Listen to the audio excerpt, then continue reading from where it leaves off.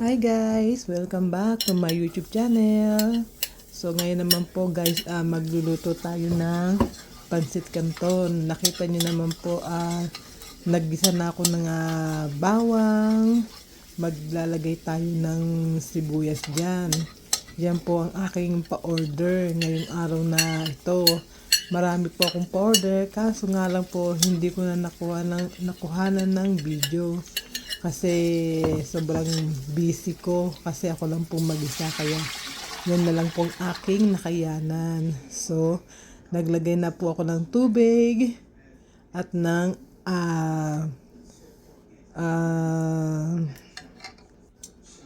oyster sauce. Naglagay na tayo ng oyster sauce.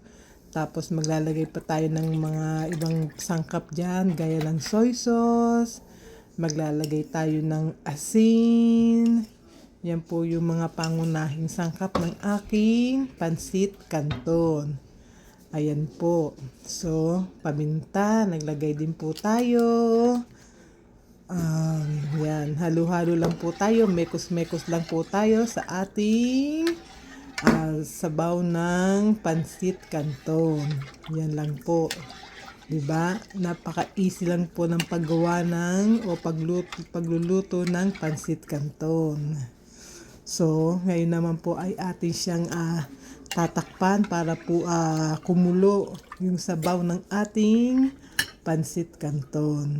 Yan po siya. So, ayun nga po at akin ang tinakpan ng ating sabaw ng canton. Ayan, na-extra pa ako nang kumulo na po yung ating sabaw ng canton. Siya naman po nilagay ko na yung ating canton noodles. Diba? Ang sarap po ng canton. Favorite ko po yung pansit canton na yan. So, maglalagay pa tayo ng isa pa. Isang balot pa po na pansit canton at atin po siyang tatakpan ulit para po lumambot yung ating canton. Masarap po sa canton yung masabaw, hindi dry. Kaya ayan po, medyo dinamihan ko yung tubig niya, yung sabaw ng ating canton. At ngayon naman ay ating ilalagay yung mga vegetable natin. Yan po ang nagpapasarap sa ating pansit canton, guys. Diba? Ganyan lang po ka-easy ang pagluluto ng pansit canton. Yan. Nilagay ko na po yung carrots.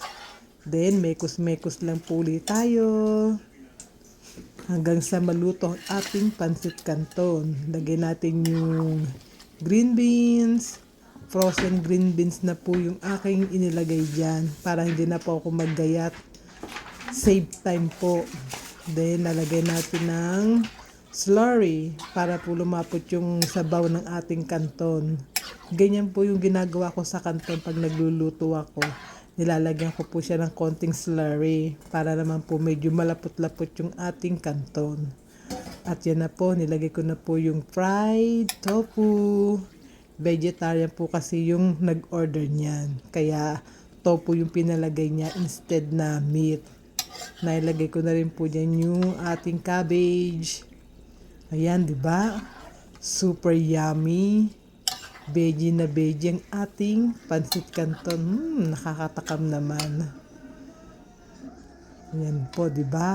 Ganyan lang po. Mekos-mekos. Yan lang po ka-easy ang pagluluto ng pansit canton. At ngayon naman ay magagawa ako ng lumpiang Shanghai. Di ba? Super busy ko ng araw na yan. Kaya wala akong masyadong na-video. Kahit nga po picture, hindi ko na nagawang mag-picture sa aking mga niluto ngayong araw na to. Sa sobrang busy ko at ako lang naman po mag-isang nagawa. Maghuhugas, maglilipit, magbabalot pa ako ng lumpiang Shanghai. Ayun nga po, naggawa na ako ng pang-Shanghai ko. Ayan.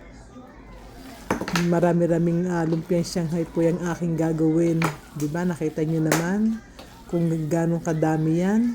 At meron pa ako dyang lumpiang perito, veggie roll, vegetable roll. Ayan na po. okay ng ating meat na pang Shanghai. At ngayon naman po ay atin na pong babalutin, di ba? Magagawa kayo ng Shanghai. Ngayon naman ay magbabalot ako ng Shanghai, ng lumpiang Shanghai. Ay, Mario Joseph, buhay Amerika. Yan po, di ba? Ganyan lang po ang aking ginagawa para madali pong matapos. Hindi ko na po hindi ko na po hinihiwa sa gitna yung aking balat. Dire-diretso na po para madaling matapos. At para maraming laman yung ating Shanghai, para yung ating customer ay babalik-balikan ng ating lumpiang Shanghai, di ba? Napakasarap ng aking lumpiang Shanghai. Maraming laman, hindi tinipid.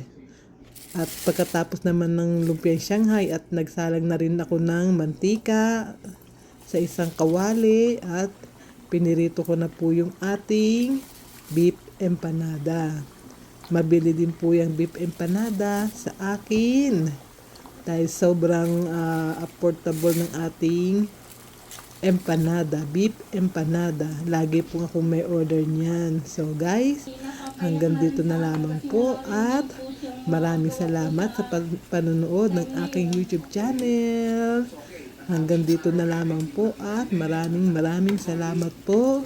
Please subscribe to my YouTube channel, Filipina Cooking in America. And don't forget to share and like. Thank you guys. Maraming salamat.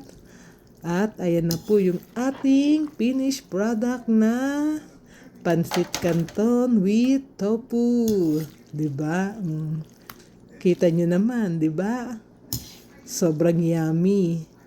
So guys, hanggang dito na lang po. Paalam. Bye-bye. Yan lang muna. See you in my next vlog. Thank you.